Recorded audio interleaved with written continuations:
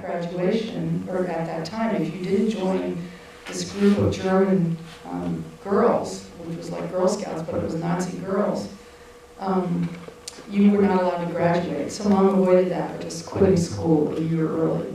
So their whole strategy was they sort of cut out a lot of their social life. They had a really busy social life. They were of that type of person, and they just retreated and pulled back. My grandmother did have a yellow star, but Mom said she never put it on even once. So, because she kind of stayed home, she didn't have to go out. And my grandfather was Aryan, so he could go out and do all the things that had to be done outside. So does that answer it? Yes.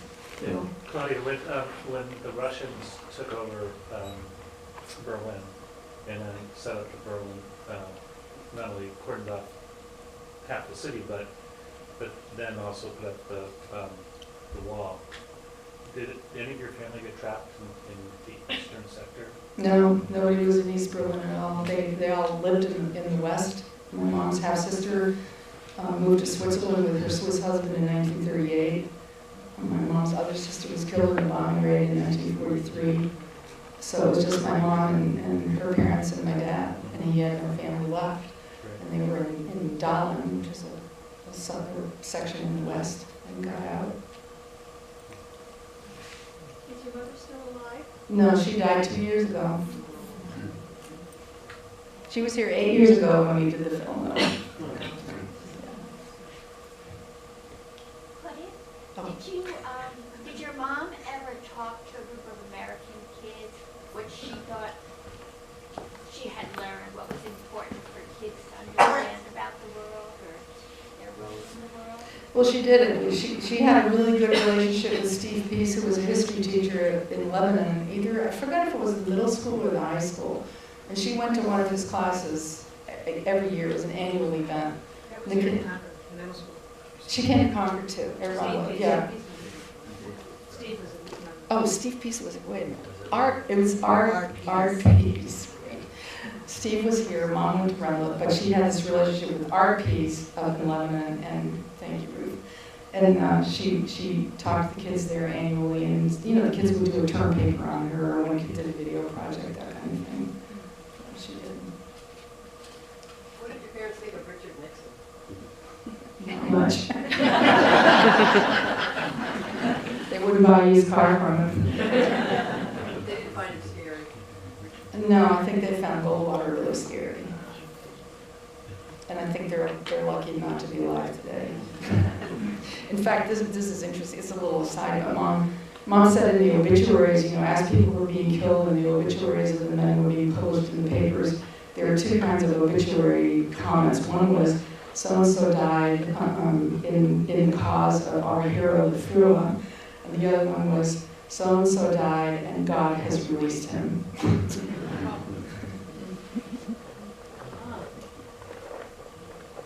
job. And could you tell us a little more about how was your father wounded outside Stalingrad? No, he wasn't wounded in Stalingrad. He was near there. He was in a town called Kharkov in the Ukraine. And before that, he had been out about 50 miles outside of Moscow. So his group was going north to south. And what happened was they were retreating, and he noticed that he and another guy were riding motorcycles behind the artillery. And he noticed that the other guy all of a sudden wasn't there, so he turned around to go back and see what happened.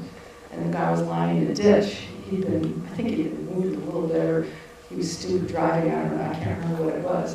And so he got off his motorcycle to help him, and just then a shell came and bounced on the ground in front of him, and a fragment went through his arm.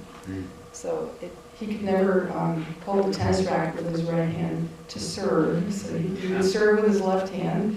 Everybody would get ready to play a left-handed player, and then he'd play with his right hand. It gave him an advantage, at least the first time he played anybody. And I remember as a kid feeling his pinky. He couldn't, his hand was a little bit bent, and his pinky was really cold because there had been nerve damage there. It's kind of fun for a kid to feel. Chuck? How long did your grandparents live, and what do you remember about them? Well, they came to the United States a year after we did in 53, and they went back in 57 because they were, let's see, I have to do the math. They were, well, my grandmother turned 70, so she's probably about my age when they went back, but it seemed a lot older to me in those days. Yeah. I do sometimes wonder what my grandson thinks of me. Anyway, they went back because my grandfather had learned classical Greek and Latin in school, no modern languages.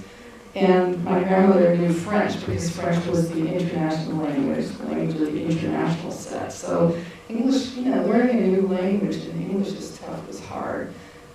They lived here, they lived on their own in an apartment, then they lived with us, and then they went home. And they died, my grandfather died in the summer of 59 when my brother and I were over there for a summer, and then my grandmother died in 1970 on July 20th. She was 86, he was probably 72.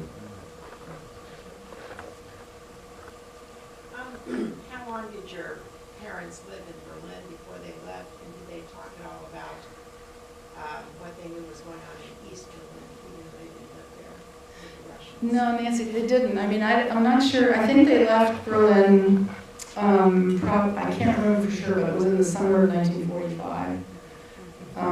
Because Dad, they wanted, he and Mom had to go around and figure out which university he was going to study at. And they did that in August. And I don't remember them ever talking about East Berlin or about the Russians beyond the kind of thing Mom's talking about in the film that everybody knows about, how awful they were to women. And I know actually my grandmother had two sisters, and one of them decided that in order to live, she had to make herself available to Russian soldiers, and Russian soldiers lived with her and really took advantage of her. But it was one way that she could live, because there was no food. The food was awful.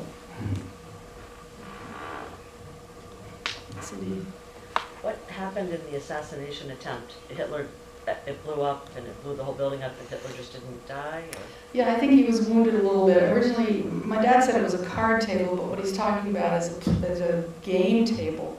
It was a big, long oak table, and it had a big leg. I don't know that it was the shape of the leg that was in the movie. But the Stauffenberg had put the briefcase down on one side of this big oak leg, and somebody stubbed their toe on it and looked down and got annoyed and picked it up and moved it over to the other side.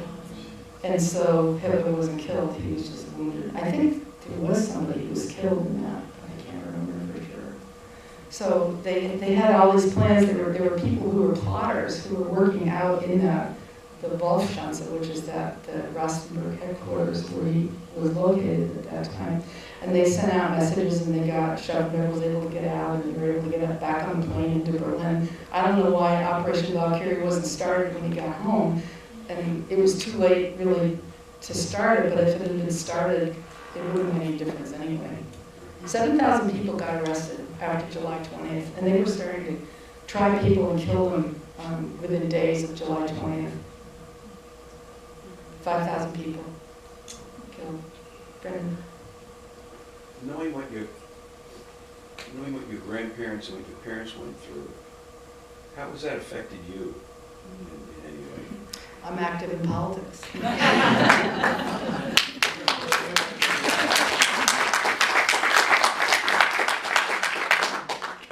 I always have been. I started my first canvassing in 1960. Let's see, I was still in California. And I was for LBJ's campaign when he was running after Kennedy had been assassinated. Yeah, I'm sorry to say my kids are not involved in politics yet. I keep hoping. We talk about it a lot. So, I mean, that's one thing that it's done. Would you say that was the major thing, how it's affected you? Did you ever feel any bitterness or feel any other kinds of emotions? Bitterness, no. I always thought, to me, my parents were my heroes. For sure. Your mother maintained a remarkable attitude. Yeah, she talked about my dad being optimistic, but she was also optimistic. So, I think I got optimism from them, but not from their experience. It's more like who they were as people. Yeah. And they didn't, they never they never whined or moaned or complained about anything that happened to them. They were just so happy that they made it. And they just turned off the past and just went into the future. Linked to that, there seemed to be a sort of wonderful playfulness and almost mischievousness about them from your mother's sort of play acting, and when she was pretending to be sick, and then your father on the bicycle. And did you witness that as a small child? Were your parents, was that very much in their character? Were they sort of playful as well as that very serious background? Oh yeah, I mean, and they played with us a lot Yeah. as kids. The best thing was when our parents, and we did a lot of family playful play. Yeah, they had a really great sense of humor that we understood because we could speak German. Until they got their American sense of humor. John? This is probably an impossible question, but I just find astounding the courage in particular of your mother, because we saw more of her. Was she religious?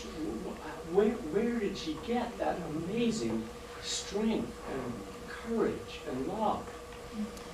Well, religious, not particularly. I mean, I think we did go to church, and I think she did too for a while anyway, in Germany, before they decided they wouldn't really go out a whole lot. I don't know, it's just my mom she was a force.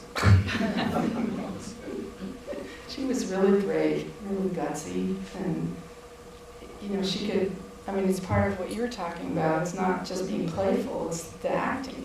You dare to go into the Gestapo headquarters and say, "What have you done with my parents?"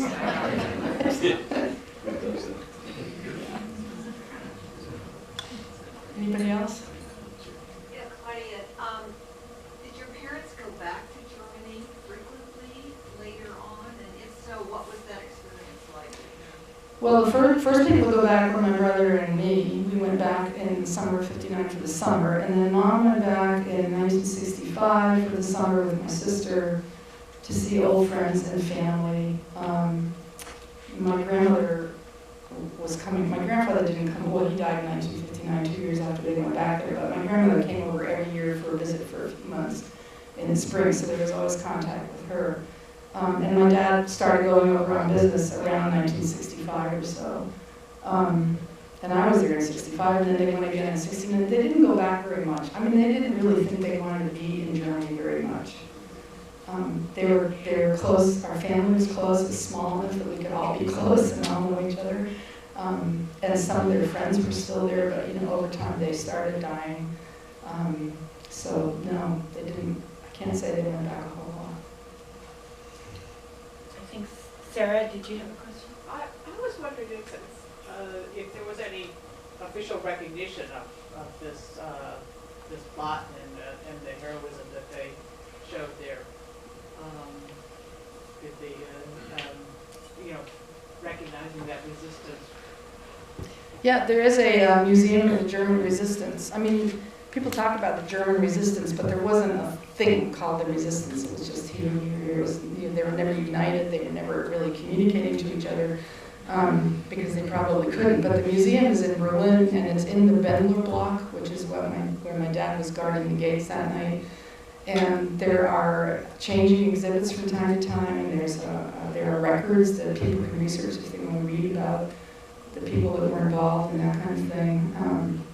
And that's really, there's that anyway. Just for that's mostly for the July 20th plot, because that's where all the, everything collapsed at that place that night. And where they were headquartered. Did you have any understanding of how Gera, right, how he got to be sort of like the person who knew about the whole resistance, but yet he didn't seem like a very strong person later on? I don't know, maybe he had wear and tear on his psyche later on, but. Yeah, he was in the military intelligence, which was sort of the equivalent of the CIA. He knew everybody who was in the resistance, and it was extremely dangerous. He was arrested, I think, in January of '44, and he escaped from that arrest because there were a few young SS guys, and he brought them to his house, fed them a lot of alcohol till they passed out, and then he and his wife ran away. and they were hidden, or he was, I don't know, I think eventually she might have returned home, but he was hidden there, desperately trying to get him out of Germany. Stauffenberg at some point told everybody that he knew in the resistance to cut off all ties with Gerle, because Gerle was trying to push Stauffenberg into killing Hitler before Stauffenberg, with his Catholicism, was really ready to commit this murder. You know, there are a lot of moral issues that came up. It's not easy. I mean, I guess we don't think of it as so hard to kill people now, but it was harder then for some people anyway. And so he was put into my parents' house supposedly for a few days, and then he was supposed to be sent to Switzerland. And he was there for 2 weeks. And I think he and my dad overlapped a little bit, like for a few days, because my dad was billeted to my parents' house too. And he left, and you know, Mom told the story. He shot himself, but the way he did it, he had escaped from whatever house he was living, not escaped, but just went for a walk because he couldn't stand it. I mean, how long can you be cooped up with that fear of being caught? You know, it could drive the strongest man crazy. And he called his wife, and he wanted to meet her on some corner, and he went there, and you know, they met, and he saw an acquaintance of his coming from far away towards him, and he thought, oh my God, he's going to turn me in. And so he took out his gun, and he shot his wife, killed her. She just had a baby. And he tried to shoot himself, but he just blinded one eye. And then he was caught, when was he caught? My grandparents were October 14th. I think he was caught in early November of 44. And you know, the irony is, here's this man that they harbored, and yet the fact that my dad needed to be a witness in that case saved my dad's life, because they couldn't try him right away. As soon as you were tried, you were killed, so they had to delay my dad's trial because he had to be a witness in that case. And then they forgot about him somehow. Maybe one more question? This feels like such an important story. Is it available? Is it being disseminated?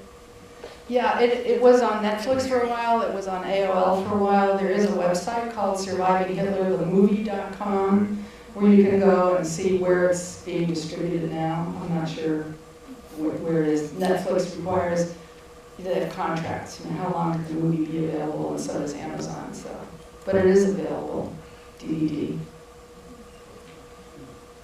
Okay, thank you.